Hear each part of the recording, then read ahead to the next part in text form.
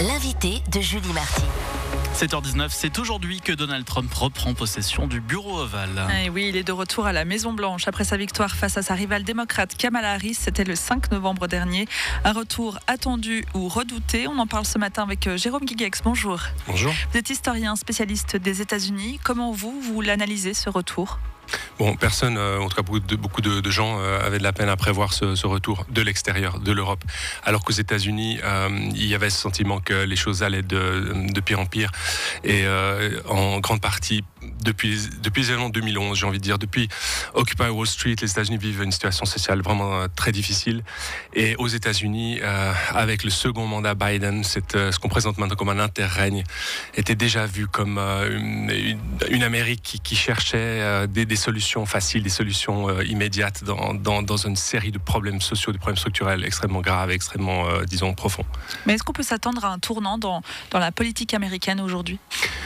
Je pense pas. Je pense que, comme on l'a dit, enfin, on en a beaucoup parlé, les gens en ont peut-être d'ailleurs marre et se demandent d'ailleurs pourquoi est-ce qu'on parle tant des États-Unis, ce qui est une question vraiment légitime. Trump va faire du Trump, mais certainement que par rapport au premier mandat, où lui-même a été beaucoup critiqué, il avait beaucoup promis. En fait, c'est une politique qui se base sur les promesses. Donc on promet énormément, on dit qu'on va faire des choses et naturellement on le fait vis-à-vis de la population. C'est un courant classique chez les populistes. Et donc avec le deuxième mandat, ce qui va se passer certainement, et c'est déjà en train de se mettre en œuvre, c'est-à-dire un alignement beaucoup plus drastique par rapport aux partisans, par rapport à des lignes qui sont celles que Trump voulait mettre en place déjà et avait promis lors du premier mandat, et avec ça l'utilisation des moyens qui sont ceux à sa disposition et qui sont absolument colossaux. Il a eu des déclarations ces derniers jours assez chocs, notamment qu'il arrêterait la guerre entre la Russie et l'Ukraine en 24 heures, qu'il comptait agir avec, je cite, une force sans précédent. On a toujours connu un Donald Trump un peu dans la provocation. Est-ce qu'il l'est encore plus aujourd'hui ? Il se le permet et il répond à cette attente. Il flatte cette idée que les États-Unis sont la seule et la dernière des superpuissances sur cette terre. Et d'ailleurs, c'était assumé à la fin de la guerre froide. Les courants profonds qui ont soutenu Trump, et ils sont très nombreux et très très puissants depuis les années 80, avaient déjà reproché à Reagan de ne pas être allé jusqu'au bout, d'utiliser cette puissance de façon déterminée et de faire en sorte que, et sur le plan intérieur et sur le plan extérieur, rien ne s'oppose à cette force. Et là, on peut dire que peut-être ce qui peut préoccuper le plus, c'est que les moyens dont on a parlé, les moyens à la fois dans les écoutes, dans la surpuissance, notamment dans le domaine nucléaire, soient mises à profit d'une politique qui est vraiment une politique d'intimidation et du poing sur la table en fait. L'investiture de Donald Trump a lieu donc aujourd'hui. On annonce que son investiture, elle sera moins boycottée qu'en 2017. Comment est-ce qu'on peut l'expliquer ? Alors les analystes et les spécialistes parlent de résignation, de personnes qui, sur la période qui a duré non seulement depuis sa première investiture en 2017, mais ensuite jusqu'à la présidence de Biden, ont connu une forme de marginalisation et dans leurs efforts, se sont vus finalement découragés. Et aujourd'hui, ce sentiment un peu de résignation, malheureusement, semble avoir un peu gagné, en tout cas dans le camp des républicains, qui est un parti, je le rappelle, et il faut le dire, le parti républicain n'était pas trumpiste. Le parti républicain s'est fait comme phagocyté. Il y avait Paul Krugman qui avait une expression, il parlait du parti zombie, et je pense que c'est ce à quoi on a assisté. Le mouvement MAGA a pris possession de ce parti. Donc il y a toute une famille politique, toute une branche, même plus modérée, les républicains qui se cherchent une identité et qui vont être forcés à s'aligner. En fait, on va forcer les gens à s'aligner derrière Trump, et ça va être, à mon avis, le phénomène à observer ces prochains mois.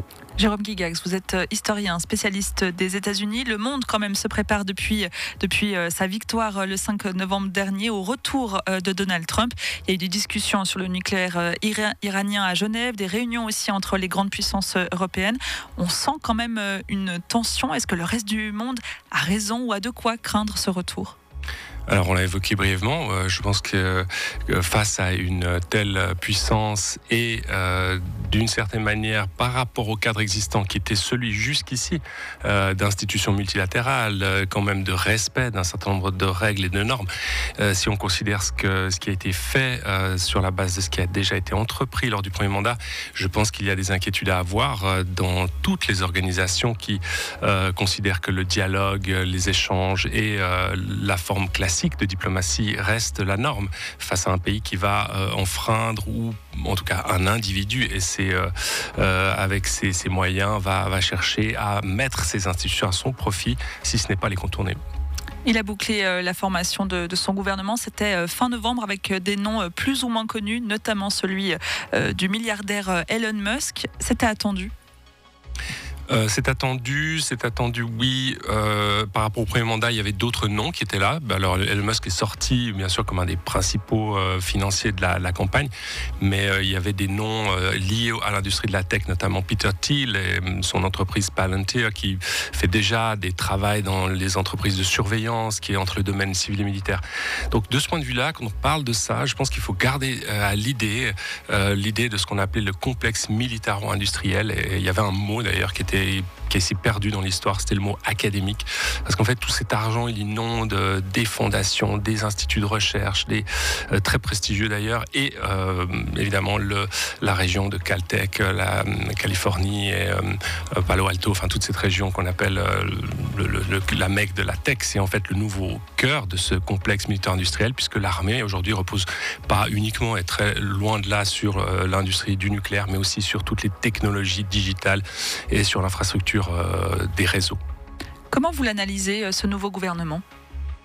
Alors, ça va être. Maintenant, il y a encore beaucoup de confirmations, mais on sait que les confirmations vont être quasiment automatiques. Et on a déjà eu les premiers soulèvements pas d'indignation du côté des démocrates, mais quand même de surprise avec finalement des membres du gouvernement qui sont, comme on l'a dit, des loyalistes, et avec des gens qui ont très peu d'expérience.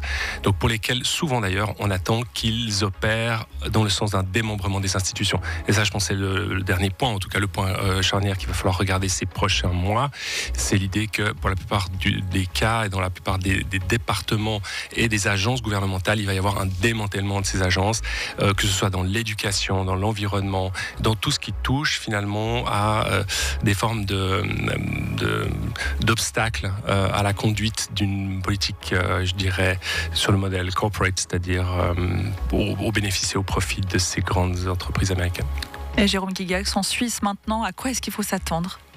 La Suisse va devoir se positionner, elle va devoir aussi arbitrer sa position, c'est-à-dire que son partenaire et ses partenaires régionaux, c'est l'Europe qui partage des valeurs, qui partage un grand nombre de points communs, et les États-Unis envoient une délégation. L'ambassadrice des États-Unis à Berne sera Callista Gingrich. Callista Gingrich, c'est l'épouse de Newt Gingrich, qui est un très fidèle de Trump. Et Newt Gingrich, quand on regarde son parcours, c'est vraiment pas quelqu'un qui travaille dans le consensus, c'est quelqu'un qui a mis le feu au Congrès, c'est quelqu'un qui depuis les années 80 a travaillé à faire en sorte que cette seconde révolution arrive, et quelqu'un comme ça qui arrive en Suisse, en tout cas son épouse, avec à la tête d'ailleurs une société de production qui s'appelle Gingrich Production, certainement promet à cette Suisse des réflexions, en tout cas des moments où il va falloir se positionner pour ne pas jouer probablement le jeu trop évident de cette polarisation. La Suisse, évidemment, a une tradition consensuelle, et donc si on va vers cette forme-là de politique qui est divisive, qui est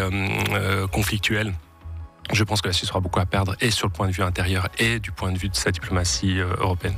Affaire donc à suivre. L'investiture de Donald Trump, elle, a lieu aujourd'hui. Jérôme Guigax, vous êtes historien, spécialiste des États-Unis. Merci d'avoir été avec nous ce matin. Merci à vous. 7h28 sur LFM.